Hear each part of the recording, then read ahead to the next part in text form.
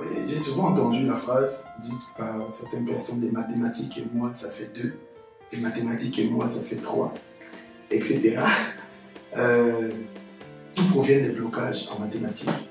Il y a plusieurs raisons. Pour certaines personnes, c'est une mauvaise expérience qu'ils ont eue avec les mathématiques. C'est-à-dire qu'à une classe donnée, dans une classe donnée, ils ont eu à un moment des devoirs où ils ont eu des notes catastrophiques et ce qui a affecté en fait, les a affectés dans leur confiance, leur estime personnelle, et à partir de là, ils se sont dit, au vu de la note qu'ils ont eue, qu'ils ne pourront jamais réussir. Ça a créé un blocage qu'ils ont gardé pendant des années.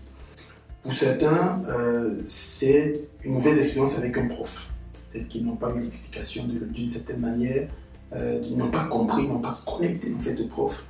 Et il y a eu un blocage, et à partir de là, ils ont décidé de ne plus faire des maths. Pour certains, c'est une confusion, et ça c'est pour beaucoup notamment, entre les calculs et les mathématiques. Et beaucoup se sont dit, vu que je ne sais pas comment calculer, je ne sais pas calculer facilement ou autre, je n'ai pas l'impression d'être à l'aise avec les chiffres, alors les mathématiques, c'est pas pour moi.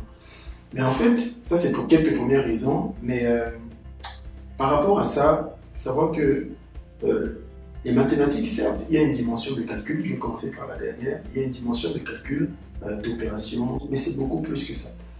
Et pendant longtemps, on a eu des épreuves de maths quand on était en 6e, 5e, même avant, 4e, d'autres, où on faisait beaucoup de calculs, on le faisait, on ne savait pas parfois pourquoi est-ce qu'on calculait, mais on calculait.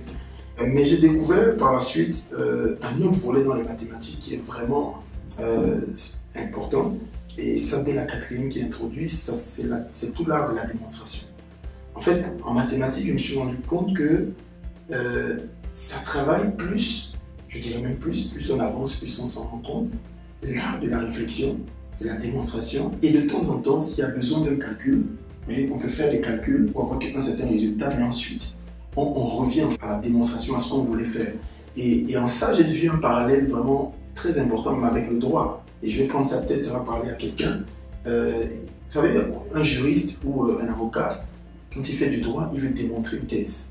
Il veut démontrer une thèse, et pour la démontrer, il utilise des articles de loi, il utilise des textes de loi, etc., pour arriver à démontrer en fait sa thèse. Et de la même manière, en mathématiques, il y a ce qu'on appelle des théorèmes, il y a ce qu'on appelle des propositions, il y a ce qu'on appelle des actions, certains postulats ou autres, des définitions, et qui sont utiles dans le parcours pour faire la démonstration des résultats qu'on demande en fait. Et vu comme ça, il y a un vrai parallèle entre le droit, par exemple, je dirais, et les mathématiques. Ça peut peut-être choquer quelqu'un, mais c'est le cas.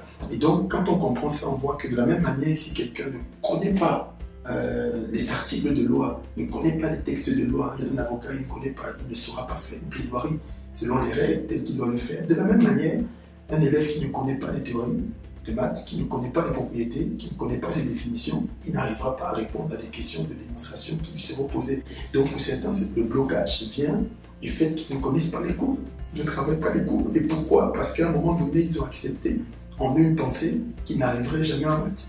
Mais une pensée qui est venue, soit des difficultés parfois qu'ils ont connues, soit parce qu'ils n'ont pas réussi à connecter avec un prof de maths, soit parce qu'on leur a dit qu'ils étaient nuls.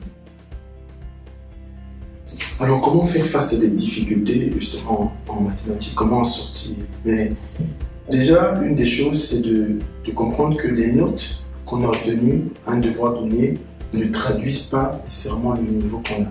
Peu importe la note que tu as eue dans une classe donnée, un devoir donné, si tu as eu 1, tu as eu 2 ou 3, ça ne veut pas dire que tu es nul.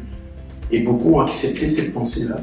Et à partir de là, les pensées, une fois qu'ils ont accepté en eux le fait qu'ils sont nuls, il y a un blocage qui se crée. Ils ont du mal de nous voir. Même quand ils lisent, ils viennent déjà de manière défaitiste. En lisant un cours, ils viennent déjà avec la pensée qu'ils sont nuls et qu'ils ne comprendront pas. Il faut que cette pensée, il faut laisser de côté cette pensée-là, de dire que certes, tu as eu un échec à un moment donné, tu as une mauvaise note, mais ça ne veut pas dire que c'est la fin. Ensuite, c'est que réussir dans une discipline donnée, ça exige aussi du travail. En mathématiques, pour réussir, il va falloir connaître des théorèmes, il va falloir connaître les propriétés, il va falloir connaître les définitions, et pas juste les connaître, les réciter, mais connaître dans le sens de voir leur application Et donc, ça demandera de s'être exercé, ça demandera de travailler. Beaucoup, s'ils vont dans les exercices, ils n'ont pas eu le cours, ils bloquent dans les exercices, du coup, se disent qu'ils n'arriveront pas.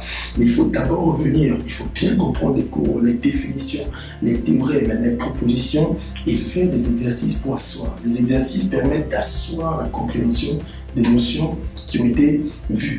Et l'un des défis, l'une des manières aussi, un des points qui est important, et ça c'est vrai que c'est aussi pour les enseignants, c'est tout l'art de présenter les mathématiques non pas comme quelque chose de purement théorique, mais avec des exemples pratiques. Ça peut être utile justement pour permettre aux élèves de connecter directement à la réalité de la mise en pratique de la notion avant même de donner, d'annoncer le théorème qui lui peut paraître théorique, ou le résultat, ou la propriété, ou la proposition.